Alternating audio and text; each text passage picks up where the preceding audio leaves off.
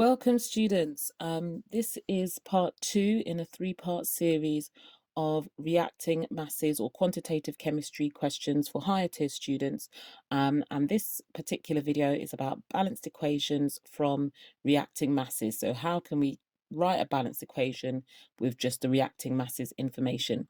Please don't forget to subscribe, like, and share this video so that this channel can continue to grow.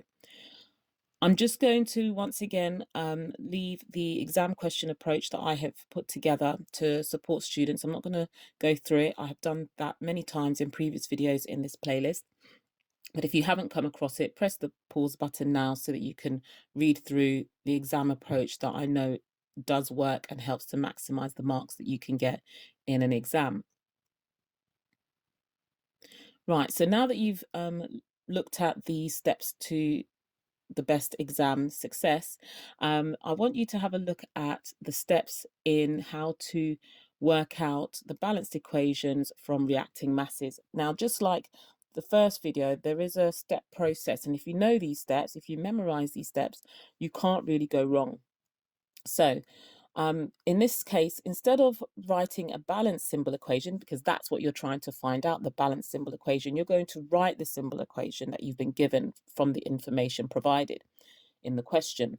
So for this particular example, I've only been given the reactants and the products. That's it. So the symbols or the formulae of the reactants and the products.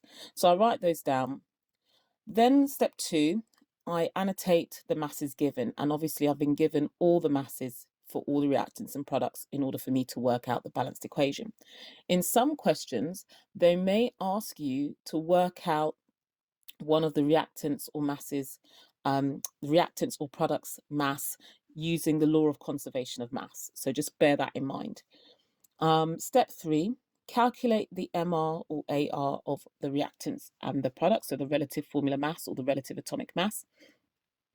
And as you can see, that's just taken from the periodic table. And if you notice, step 2 and step 3 are in sequence. It's basically, if you just put a dividing line between steps 2 and 3, it's basically the mole equation. So it's the mass in grams divided by the relative formula mass. And so I've calculated the moles, and I've got 0.1 mole of copper, 0.05 moles of oxygen, and 0.1 mole of copper oxide. Now, step 5, I now need to highlight which one of those moles is the smallest, and in this case it's the oxygen at 0.05 moles, and I'm going to divide all the number of moles for all the reactants and products by that smallest quantity. So all of the moles that I've calculated in step 4, I'm going to divide by 0.05. It's always the smallest one because you're trying to find the lowest whole number ratio. So I divide 0.1 mole by 0.05 to get 2. 0.05 divided by 0.05 is obviously 1, and 0.1 divided by 0.05 is also 2. So now I have the simple smallest whole number ratio of each of those quantities. So I know that 2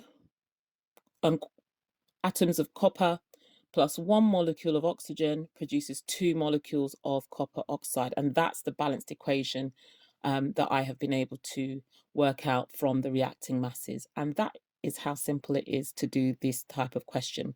And if you follow those steps, you can't go wrong. So you're going to try the next one. So here is a question.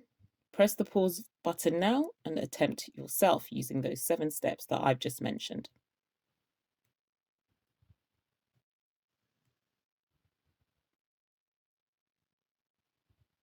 Right, so hopefully you've been able to work that out.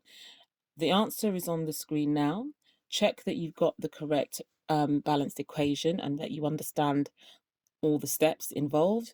If there's any issues, please don't hesitate to make a comment and share what you've struggled with, and then I can perhaps try and help you a little bit further, or if there's any requests for any specific videos that you would like me to do in the future. Once again, please don't forget to subscribe, like, and share this video. And yeah, I wish you all the best and success in your future chemistry exam. Bye.